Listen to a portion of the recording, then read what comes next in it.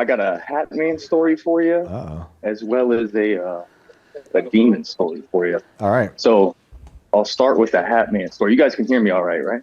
Yep. Yeah, you're good. Okay, okay, perfect. So back in 2006, when I was 11, my uncle was killed in Iraq, Mm. and it was pretty tough for me. You know, it was a rough time. I'm sure.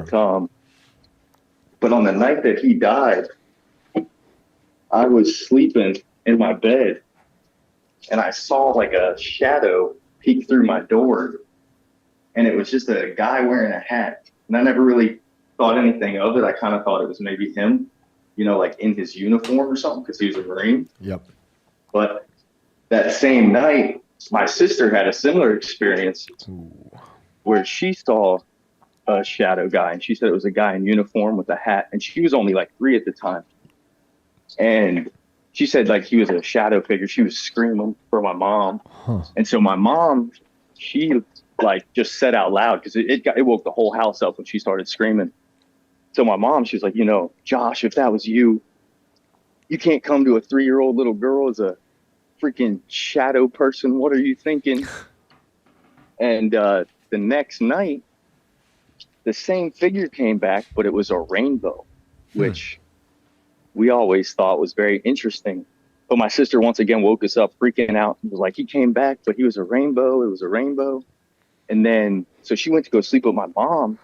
And then my mom woke all of us up, because after that happened, she said an orb had flown through their door, and she woke up to this ball just hovering above her, like a ball of energy, which I always thought was pretty interesting. But as I get older and I'm a Christian, I don't really believe in necessarily ghosts. Mm-hmm. I think everybody kind of moves on from that. I think it's all kind of either evil or it's some other type of presence. It's not necessarily the person. So now that like you guys talk about Hatman a lot, I think maybe it was more so that guy, because he was wearing a hat, maybe not my uncle in uniform, if that makes sense, which was Yeah. I mean, yeah, I just pulled up a real quick thing about Hatman, just for everyone like who doesn't understand Hatman.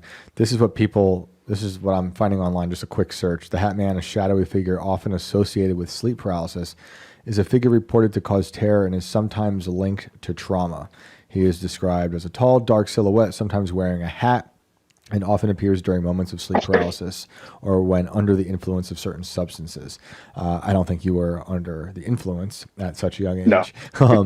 But while some believe he is a supernatural entity, others attribute his appearance to cultural influences on hallucinations and the psychological effects of sleep paralysis.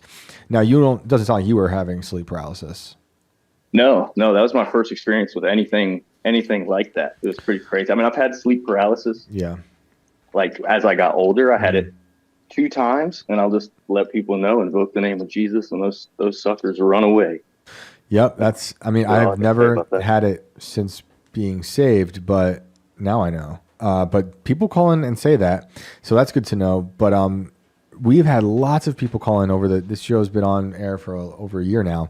A lot of Hatman stories, and that's why I typically ask if any sort of trauma or death happened in the family recently. You already told us that happened, because a lot of these stories with Hatman revolve around typically children who have experienced some sort of loss. And yeah, it was crazy. So I typically don't hear Hatman and sleep paralysis. What was that? I thought it was my uncle checking in on me, but then as I get older and my beliefs develop, I kind of leaned more towards the Hatman and not really him, because I think he was already up there with Jesus.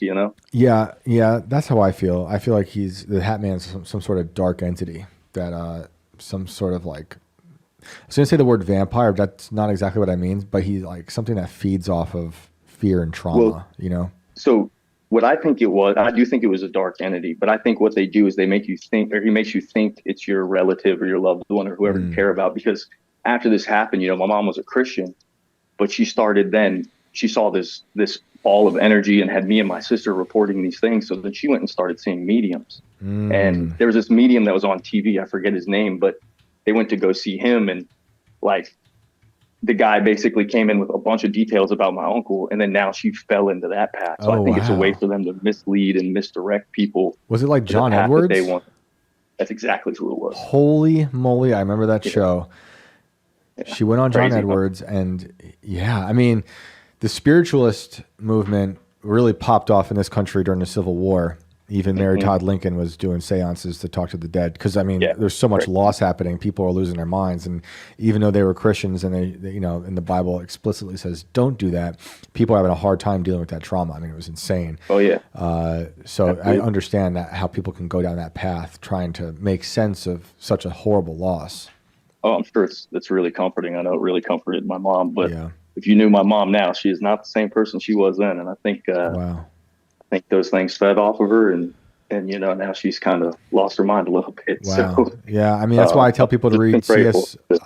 I tell people to read C.S. Lewis's Screw Tape Letters, because that's kind of what's going on. It's like entities trying to influence your behavior and take you away from morality and from God.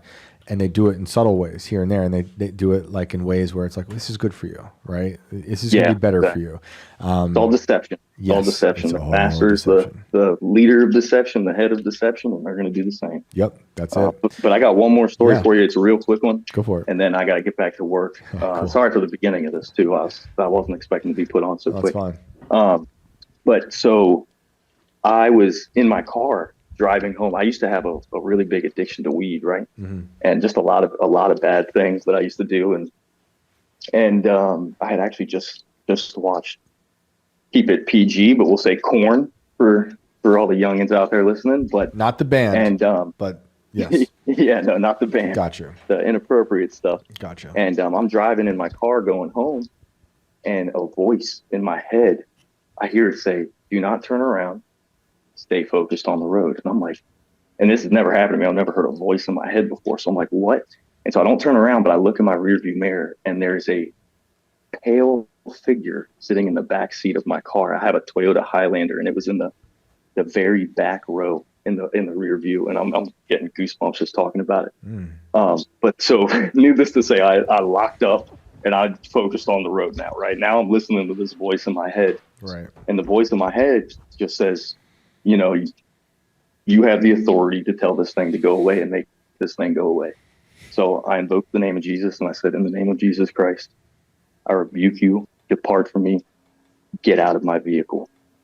And when I said that, when I tell you that I've had a physical reaction, I felt something come out of my throat, and I made a noise. It was like a like, I don't know how to describe it. Like something got sucked out of me.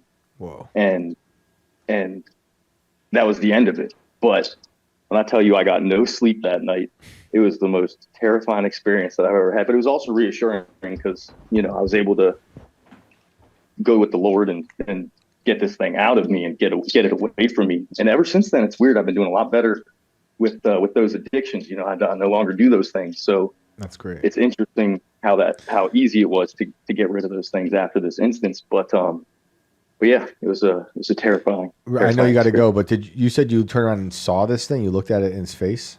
So it was nighttime. It was probably maybe midnight. It was really late. I was running to Sheetz to go get a little snack for the munchies. You know, I have a Sheetz about 2 minutes from my house. So I was going to get a snack or a munchie. So I didn't see anything clear, but it was very pale and very dark around it. Like, I don't know how to describe it, but upon my research, you know, there's a demon named Pornea, and I believe that that's who it was, because I had just watched that stuff about 30 minutes prior.